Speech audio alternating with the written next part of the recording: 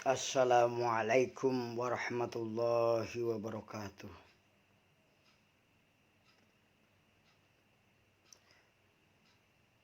Alhamdulillahi rabbil alamin wa bihi nasta'inu ala umuri dunya waddin wa la hawla wa la quwata illa billahil aliyil azim.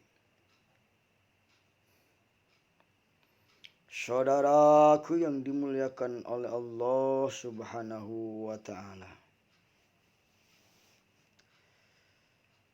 Allah Subhanahu wa ta'ala berfirman dalam Al-Quran surat Saba, wa qalilum min ibadiyas syakur. Sungguh banyak hamba-hambaku yang tidak bersyukur. Wa qalilun, dan sedikit sekali dari hamba-hambaku yang bersyukur. Artinya banyak yang tidak bersyukur kepada Allah Subhanahu wa ta'ala. Banyak yang hari-harinya diisi dengan mengumpulkan dosa jariah. Dengan apa? Dengan mengeluh, dengan iri, dengki, hujatan, kebencian, gibah, ngomongin orang, dan fitnah kepada orang lain yang tidak berkesudahan sebelum nafsunya terpenuhi. Begitu seringnya kita bangun pagi dalam keadaan nyaman, menganggap segala nikmatnya seolah-olah hal biasa, dan baru terasa di saat Allah mengambil nikmat tersebut.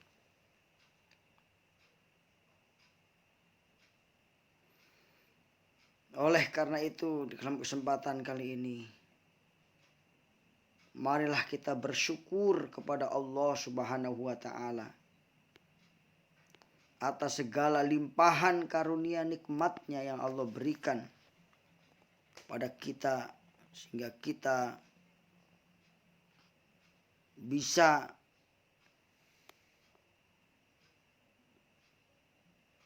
merasakan nikmat yang begitu besar dari Allah Subhanahu wa ta'ala.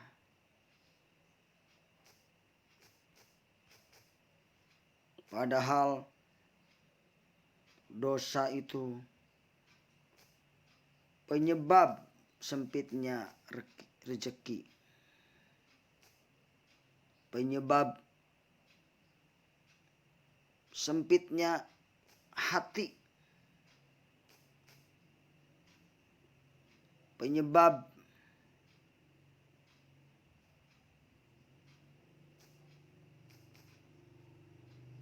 sempitnya ilmu,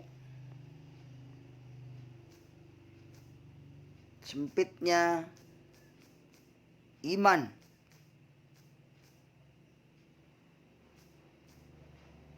sempitnya persahabatan.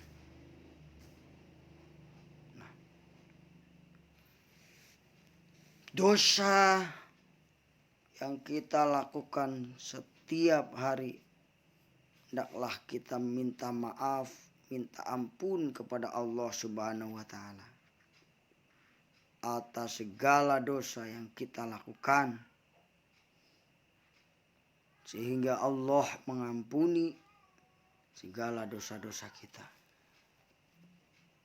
baik yang disengaja maupun yang tidak disengaja.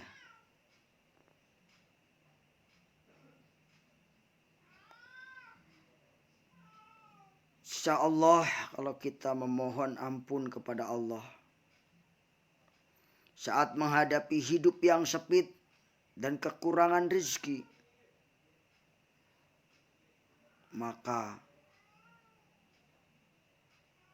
kita harus mengambil satu tindakan.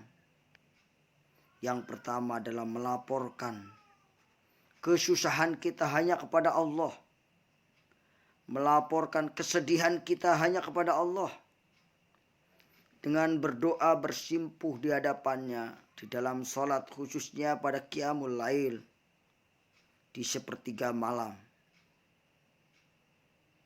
di mana Allah saat itu turun dari langit untuk menawarkan kepada hambanya, siapa yang mau berdoa kepadaku, niscaya aku kabulkan doanya. Siapa yang meminta kepadaku, niscaya aku beri permintaannya. Dan siapa yang memohon ampun kepadaku, niscaya aku ampuni dosa-dosanya. Pentinglah kita sebagai manusia untuk merenungi dosa-dosa tersebut dan mohon ampun di kala malam hari. Di saat sunyi kita berhadapan dengan Allah sendiri.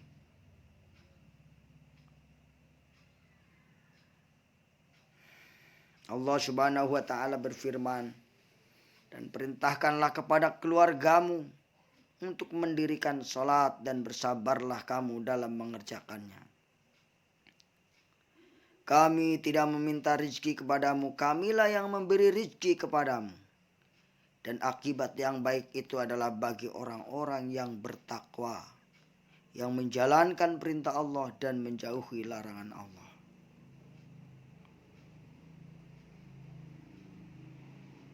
Ayat di atas menjelaskan bahwa sarana sholat merupakan sarana untuk melaporkan kesedihan-kesedihan kita, melaporkan keinginan kita kepada Allah Subhanahu wa ta'ala. Seorang yang betul-betul mohon ampun kepada Allah Subhanahu wa ta'ala, maka Allah pun akan mengampuninya.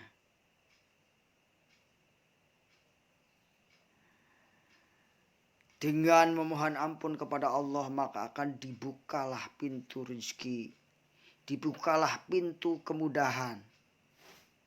Rasulullah SAW bersabda, sesungguhnya seseorang diharamkan rizki disebabkan dosa yang telah dilakukan.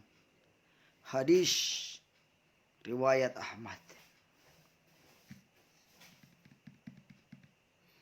Maka dari itu kita hendaklah senantiasa memohon ampunan kepada Allah Subhanahu wa ta'ala.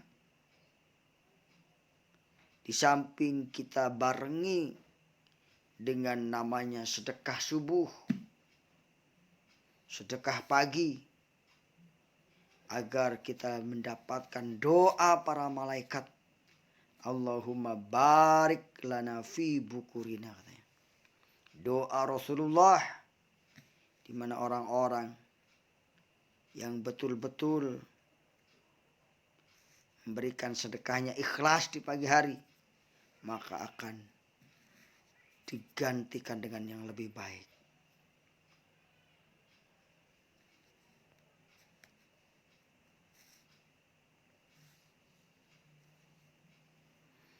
Saudaraku yang dimuliakan oleh Allah Subhanahu wa ta'ala, Rasulullah juga bersabda bahwa sedekah menghapus dosa seperti air memadamkan api.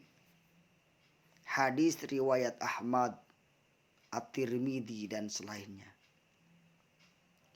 Sedekah menghapus dosa seperti air memadamkan api.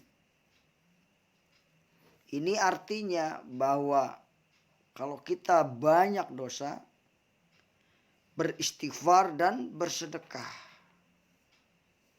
Dengan bersedekah, insya Allah dosa-dosa kita akan diampuni oleh Allah Subhanahu wa ta'ala. Ditambah perbanyak ibadah, perbanyak istighfar, perbanyak sedekah. Dan berdoa di malam hari, di tengah malam.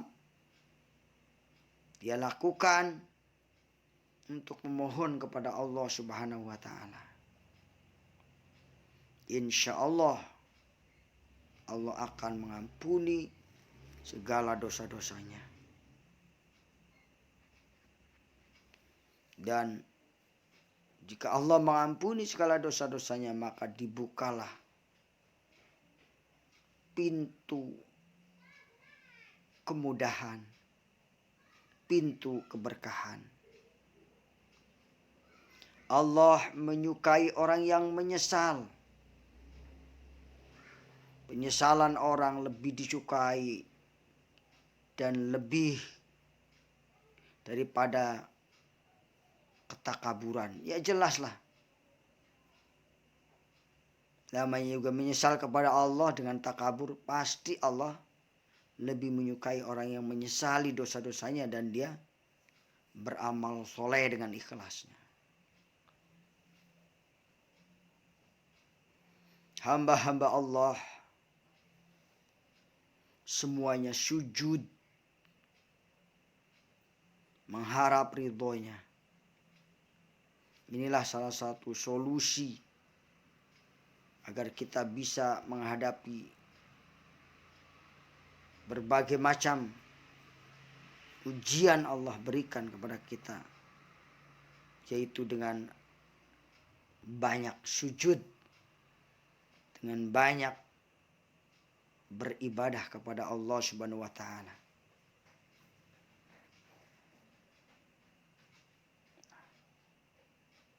Subhanallah walhamdulillah wa la ilaha illallah wallahu akbar. Astaghfirullahaladzim, astaghfirullahaladzim min kulli dzambin azim wa atubu ilaih. Allahumma ighfir lana dzunubana wa liwalidina warhamhuma kama rabbayani shaghira. Allahumma ighfir lil muslimina wal muslimat wal mu'minina wal mu'minat al ahya'i minhum wal amwat. Allahumma ij'alna syakura waj'alna sabura waj'alna fi 'aini saghira wa fi a'yunin nasi kabira. Demikian yang dapat saya sampaikan. Semoga Allah mengampuni dosa-dosa kita dan semoga kita menyadari pentingnya beristighfar dan pentingnya bersedekah. Wallahul muwafiq ila aqwamit thariq. Billahi taufiq wal hidayah wal inayah. Wassalamu alaikum warahmatullahi wabarakatuh.